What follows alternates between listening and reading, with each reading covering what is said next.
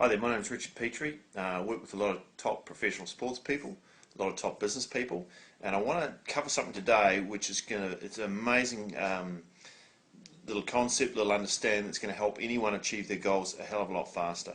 So I just want you to think, has there ever been a time maybe you've set New Year's Eve goals, resolutions, and you decide you were going to achieve this goal and you found a month later you hadn't done anything for it? Or maybe you tried to lose some weight. A lot of people tried to do that, and you started on a course trying to do it, and you found you couldn't do it. Maybe you're going to try and get fit. Maybe you're going to try and make more money, something like that. So you have a goal, and then it's almost like your habits or your old ways of thinking have stopped you achieving it. So what I'm going to show you very quickly is why that happens and what you can do about it, and this will make a massive difference in helping you achieve and get what you want to do. Okay, first off, we just need to take this, look at this whiteboard, and I'm just going to take the lid off here, and I want you to imagine that your mind is like an iceberg, and there's the water, and imagine yourself, it's almost like, let's say you set a goal to lose some weight, and it's like you're sitting on a top of an iceberg with a paddle in the water, and here's your goal over here, and you're trying to move in this direction, in that way. But I want you to imagine what happens when you try and, let's say, lose weight. What happens if the current is drifting this way? Okay. Now, chances are ultimately you're going to move away from your target, right? So what's going on? I mean, what's this analogy, and how does it help us understand trying to achieve goals? Well, I just want you to look at. There's two parts to this iceberg here. There's the top bit up here, and just want you to imagine this is like your conscious mind, okay? And then down below it's like your subconscious. And we all know we've got a conscious mind and a subconscious mind, but most people aren't particularly familiar with this part down below the waterline. We're all pretty well aware of this and how that operates, and most people try and convince themselves to achieve goals by using logic and reason. But we're not particularly well trained at how to influence this part of the brain. And the problem is, if this part's not going in line with where you want to go, you might take a few paddle strokes in this direction, but ultimately you're going to end up going this way. So the question is, how do you communicate with the subconscious part of the mind down here? How do we get the arrows turning around and going back the other direction?